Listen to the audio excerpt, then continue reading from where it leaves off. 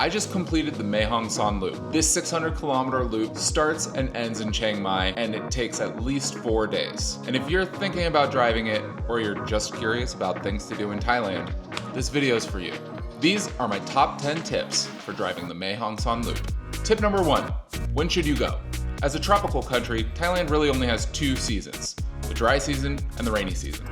The dry season runs from November till about April, and the rainy season runs from May to October. There is an unofficial third season when farmers burn all their crops. Now, this is an old farming technique, and it leads to really poor air quality and poor visibility, and this usually runs from February to April. I went in November during the dry season. This was also the beginning of peak tourist season. I didn't think it was all that busy, and I didn't run into a whole lot of traffic.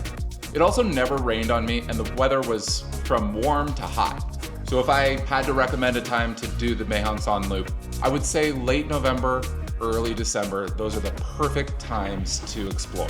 If you plan on going during the rainy season, just know that the rains are pretty reliable in the afternoon, and when it rains, it pours. Like, it can dump. Tip number 2, which direction should you go? It's a loop, so you have 2 options. Clockwise or counterclockwise. You're probably going to be starting this journey in the ancient capital of Chiang Mai. Many people drive counterclockwise from Chiang Mai to Pai on the first day, and that is a very famous one-day ride. It's beautiful, hands down, but I went the other way. I went against the crowds. I went from Chiang Mai to Mae Sariang on the first day. Now, why did I do that? Because I wasn't acclimated to driving a motorbike in Thailand, and because there are fewer twists and turns on that first day. This allowed me time to get used to driving in Thailand, get used to driving my bike, and feel a little bit more confident behind the wheel before hitting those mountain turns.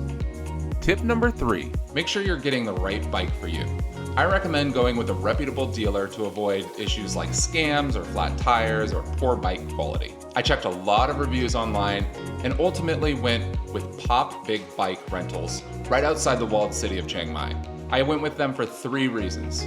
First, they had a lot of really great reviews online. Second, they had a wide range of bikes to choose from and were very knowledgeable about what I might need. And third, when I went in, the bikes looked brand new and the helmets were in good shape, and it just kind of made me trust them a little bit more. I paid about $35 per day, which I will be the first to admit I probably overpaid for my bike. You can probably find bike rentals for as low as like $10 a day, but in order to avoid a headache or a broken down bike or an issue returning the bike, I paid a little extra. At the end of the day though, Pop Big Bike was really good to me, and the bike worked perfectly the entire time.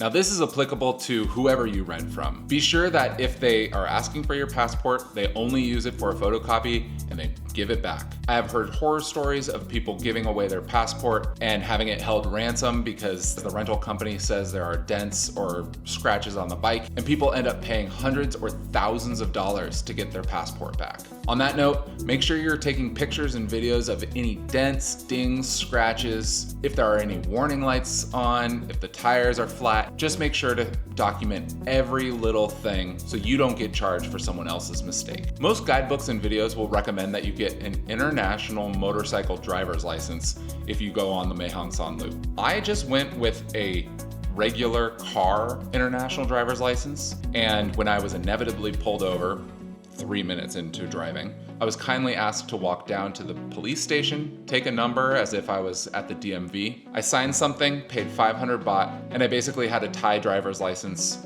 that was valid for the next 3 days. Tip number 6 is all about money. In my 4 days on the road, I spent less than $100. Just remember that Thailand is primarily a cash-based society. So stop at the ATM in Chiang Mai before you head out and withdraw maybe like $100 US.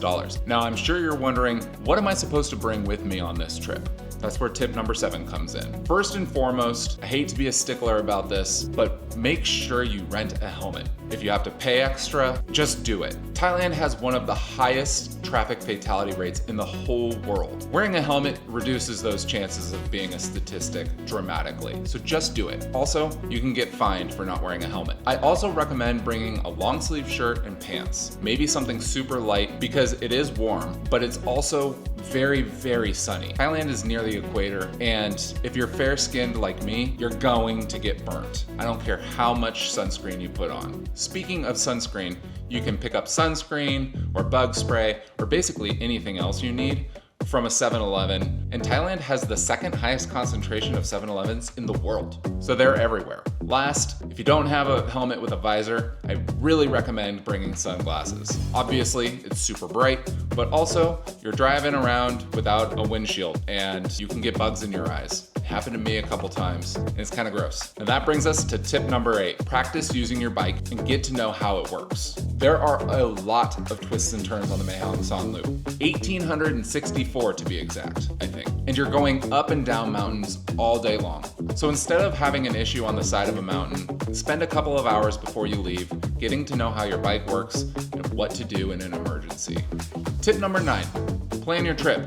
But don't plan too much. Make loose plans for your trip and maybe map out some of the highlights you want to see. But don't really commit yourself to any itinerary. There are so many things to do along the way. You could get overwhelmed if you're trying to go to too many spots in too short a period of time. I've left a link in the description below that maps out all the highlights that I saw and a couple that I didn't have the chance to see.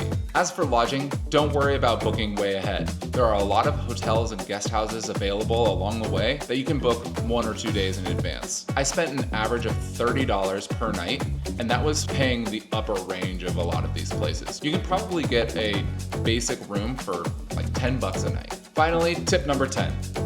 Give yourself enough time. My biggest regret with this whole experience is that I rushed through it. I only gave myself 3 nights for the entire Mae Hong Son Loop, and I feel like I missed out on seeing some key sites. So learn from my mistakes and give yourself like a solid week if you have the time. That being said, I wouldn't have traded this experience for the world. This was such a highlight, so much fun, and I definitely recommend doing the Mae Hong Son Loop if given the opportunity. So those are my top 10 tips for driving the Mae Hong Son Loop. I hope these tips helped you on planning your own Thailand adventure. If you like this video, give it a thumbs up, and if you've driven the Mae Hong Son Loop already, drop a comment below with your own tips. As always, thanks for watching. Stay curious, happy riding, and I'll see you in the next one.